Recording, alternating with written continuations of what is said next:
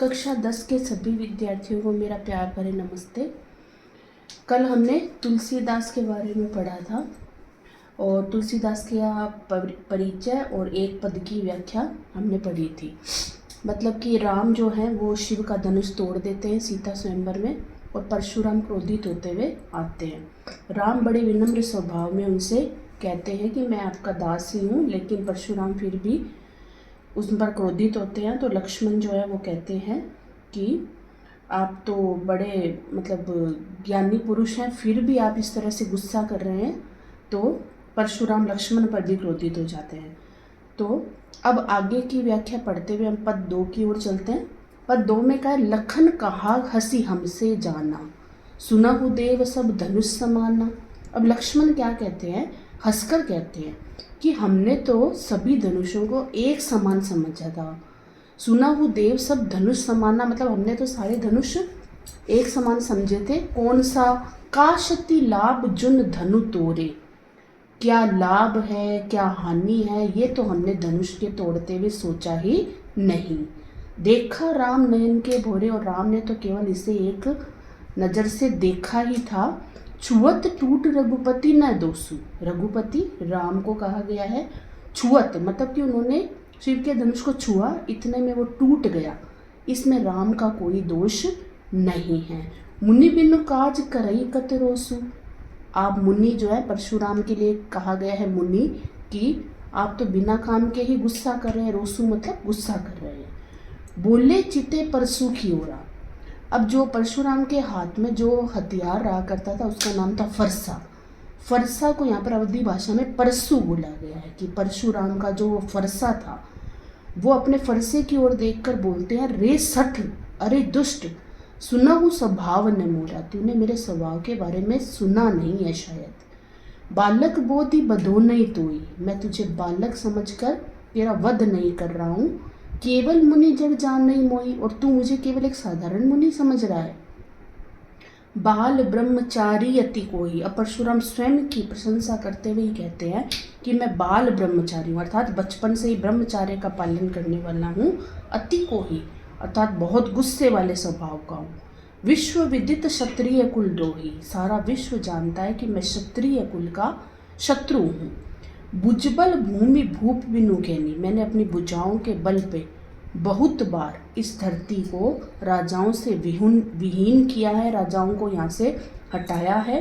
विपुल बार मही देवन दीनी, और बहुत बार इस धरती को देवताओं को सौंपा है। देवन है मतलब ब्राह्मणों को सौंपा है। सहस बाहुभुज छेद निहारा, परसु विलो की महीप कुमारा। अब पहले भी वर्णन आया था कि उन्होंने उनके जो सबसे बड़े शत्रु थे उसका नाम था सहस्त्र बाहु।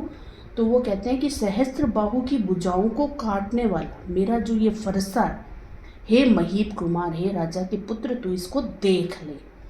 मातु पितई जन सोच बस, करही महिष किशोर। अब वो कहते हैं कि तू अपने माता पिता की सोच कर, अर्थात मैं तेरा वध 1 मिनट में कर सकता हूँ, तो तेरे माता पिता को कितना दुख होगा। तू अपने माता पिता की सोच कर। गर्भन के अर्भंधलक, अर्थात मेरा फरसा जो है, ये जो मेरा हथियार है, इसकी गर्जना इतनी भयंकर है कि गर्भ में पल रहे शिशु को भी ये नष्ट कर सकती है।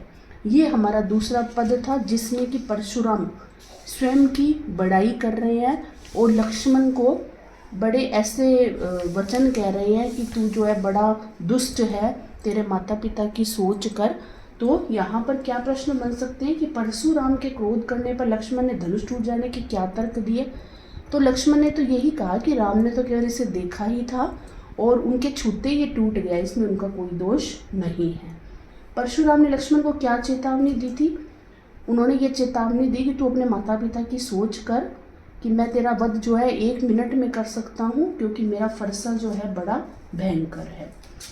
परशुराम ने अपने पराक्रम की प्रशंसा भी खुद की है कि मैं बाल ब्रह्मचारी हूँ, सारा संसार जानता है कि मैं क्षत्रिय कुल का शत्रु हूँ, और कई बार मैंने राजाओं से विहीन किया इस धरती को, और बहुत बार ये जो धरती है ये ब्राह्मणों को सौंपी है।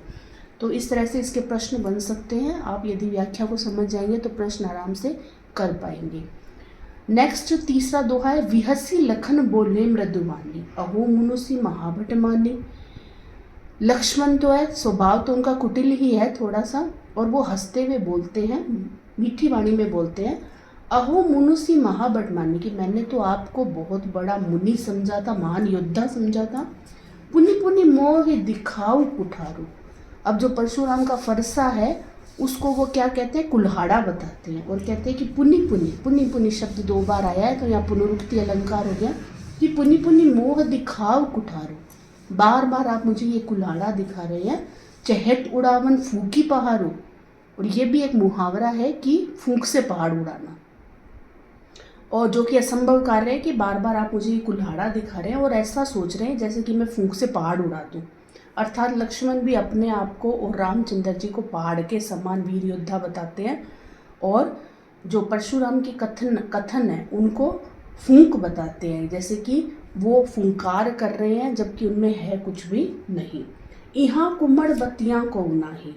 अब लक्ष्मण कहते हैं कि हम भी कोई कुम्हड़ बत्तियाँ शब्द का अर्थ है छुई-मुई का पौधा। इस पौधे के बारे में आप सबने सुना होगा कि छुई-मुई एक पौधा होता है जिसकी पत्तियों पर हाथ लगाने पर पत्तियाँ एकदम सिकुड़ जाती हैं। तो वो यही अपने जो तुलना है वो कहते हैं कि हम भी कोई छुई-मुई के पौधे नहीं हैं जिनको तुम कमज़ोर समझ रहे हो, और तुम्हारी उंगली दिखाते ही हम मर जाएंगे, ऐसा भी संभव नहीं है। देखिए कुठार सरासर बना, कि आपके पास में जो ये कुठार है और कंधे पर धनुष बाण है, इसी को देखकर मैंने जो कुछ कहा अभिमान पूर्वक कहा, सोचा कि सामने सचमुच में कोई योद्धा है, कोई बड़ा वीर है। सुर महिसुर हरिजन अरुगाई, कि आप भृगुकुल के हैं, भृगुसुत समझो जनेऊ भी लेती, कि आपने जनेऊ पहन रखा है और भृगु के पुत्र है। तो जो कछु कहूँ सहोरिस रोकी, मैंने जो कुछ भी कहा अपने गुस्से को रोक के कहा है। तो लक्ष्मण भी कहना चाहते हैं कि मैं या जो आपकी इतनी बातें सुन रहा हूँ ये मैंने अपने गुस्से को रोक कर सोचा है, नहीं तो मैं कब का आपको हानि पहुँचा सकता था।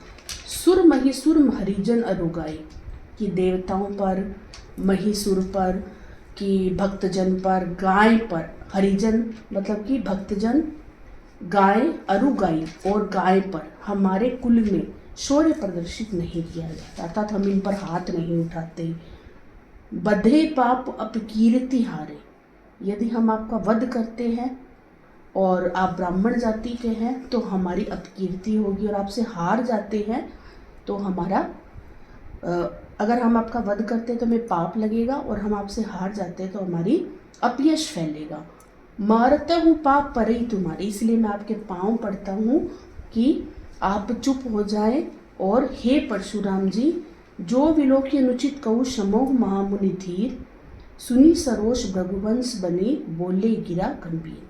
वो कहते हैं हे परशुराम जी, आपके तो वचन ही ब्रज के समान कठोर है, आपने ये धनुष बाण तो व्यर्थ में ही धारण कर रखा है। अगर मैंने कुछ अनुचित कह दिया है तो हे महामुनि मुझे क्षमा कर दो। लक्ष्मण के ये वचन सुनकर, व्यंग वचन है अर्थात वो उनको ताना मारते हुए कह रहे हैं, तो परशुराम क्रोध सहित गंभीर वाणी में बोलते हैं। अब इस पद्यांश के भी जो प्रश्न बन सकते हैं वो एक मोस्ट प्रश्न है, यहाँ कुम्हड़ बत्तियाँ कौन आई, जे तर्जनी देखी मर जाई। पंक्ति का भावार्थ है कि हम भी कोई छुई-मुई के पौधे अर्थात निर्बल कमजोर व्यक्ति नहीं है जो आपके हाथ को अर्थात उंगली को दिखाते ही मुरझा जाएंगे अर्थात नष्ट हो जाएंगे।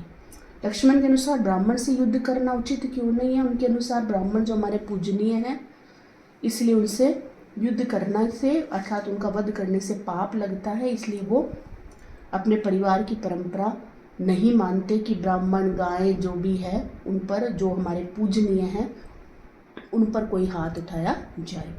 तो ये था हमारा चैप्टर तुलसीदास। इनके जो एनसीईआरटी प्रश्न है वो भी इसी पद्यांशों पर आधारित होते हैं, तो उन्हीं को रीड करना है और साथ में हमें अर्थग्रहण संबंधी प्रश्न जो पद्यांश पर आधारित होते हैं उन्हें भी अध्ययन करना है। धन्यवाद।